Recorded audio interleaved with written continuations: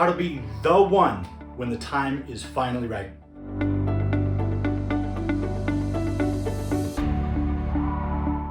Hi, my friends. Clint Stitzer with Stitzer Properties and the Purposeful Practitioner here.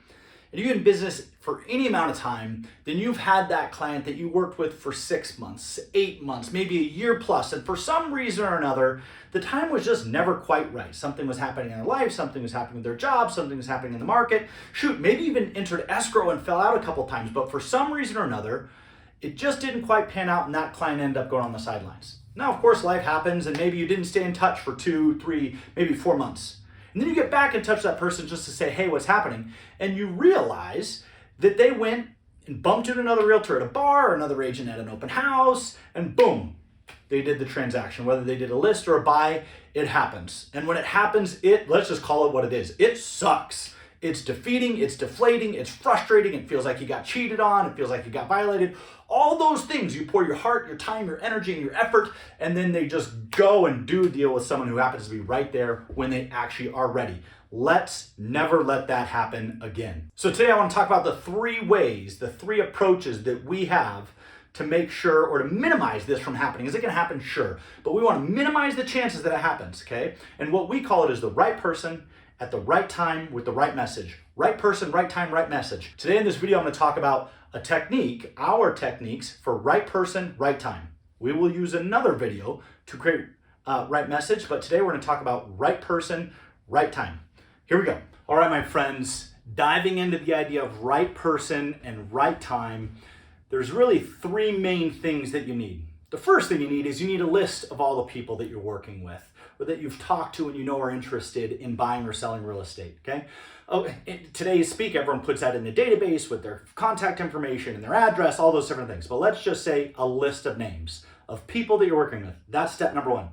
Step number 2 is a way to have a categorized stage of where they're at in the buying or selling process. National Association of Realtors tells us it's anywhere between 12 and 15 months, the average time frame from when a person first starts thinking about making a move to actually making a move. That's a long period of time. So how do we stay relevant and valuable for 12 to 15 months for someone that, unless it's like your best friend, obviously, okay? How do we stay relevant and valuable for that long period of time, okay? So the second step is creating stages. And here are the stages we use. We use Market Dreamer. Anyone who's a dreamer is 9+ months. We use Market Observer, 3 to 9 months. Transaction Ready, 0 to 3 months. Escrow every 7 days. Past client, obviously what that is, okay? So let's just talk about Market Observer. That's someone who's like pretty resolute that they're gonna make a move, and now they're starting to dive into neighborhoods. They're starting to go drive open houses. They're really starting to understand what's happening in the market. Is there a bunch of houses available? Is it a buyer's market? Is it a seller's market? What are interest rates doing? What's the general direction of the market? These people are really getting into the meat of what's happening. And they're doing a ton of research on Zillow and Redfin and Realtor.com. I mean, they're getting everything that they can possibly need to be prepared to make a decision. Transaction Ready, 0 to 3 months. They're out looking. They're getting pre-approved. They're writing offers. They're showing. They're having buyer meetings. They're having seller interviews with agents, okay? Of course, escrow and past client, obvious stuff.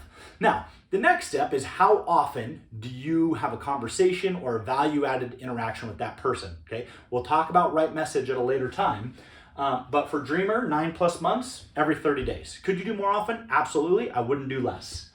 Observer, 3 to 9 months, every 21 days, every 3 weeks. Why every 3 weeks, Clint? If they're 9 months out, gosh, isn't that repetitive and annoying? Yeah, well, someone's 9 months out until they're not. They're 9 months out until they find the right one on the internet, or they happen to stumble across an open house that they love and suddenly they're 0 months, okay? So we never want to go more than 3 weeks without touching a person that's in that Market Observer stage. Transaction Ready, every 7 days. Pretty obvious. If they're looking for a house and they're searching and they're showing and they're going to open houses, we're going to talk to them every week, okay? Escrow, again, every 7 days or as needed to facilitate an escrow properly. And of course, past client. We have a post-closing action set for past clients. So a week after they close, 3 weeks after they close, a month, 2 months. And then depending on whether that past client becomes a part of your sphere who you're really going to stay in flow with, or someone maybe not that you just stay and connect with on a more recurring basis further out, that just depends. So we have a variable degree of time. Okay. Now this sounds like a lot, but it is this simple. You could do this on a single piece of paper, a list of the people that you're working with. Okay. Then their status, column number 2. Column number 3, the last time you spoke with them. Column number 4, the next time that you're going to speak with them, based on whether they're a dreamer, it's the last time you spoke with them plus 30 days. Observer, last time you spoke with them plus 20 days, and so on and so forth. It is that simple. But that's how you systematically make sure that you stay relevant for a wide variety of people that are in a wide variety of stages over a really long decision-making time frame. Now, of course, this is super relevant right now. Why? Because a ton of people have gone onto the sidelines.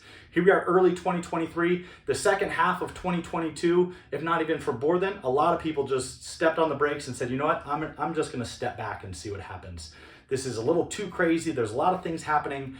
I'm uncertain. Well, as we get into a more steady period of what people are expecting, whether it's economic growth, economic recession, whatever it is, once people feel like they know what the baseline for their decisions are, they'll find their way off the sideline. And in our office, we're starting to see a lot more activity, a lot more people come off the sidelines. So right now, it's more important than ever to get back in front of those people in a meaningful way if you haven't been, and you can use this process. Hope you found this helpful. This is Clint Stitzer with Stitzer Properties and the Purposeful Practitioner, wishing you great success in your real estate practice.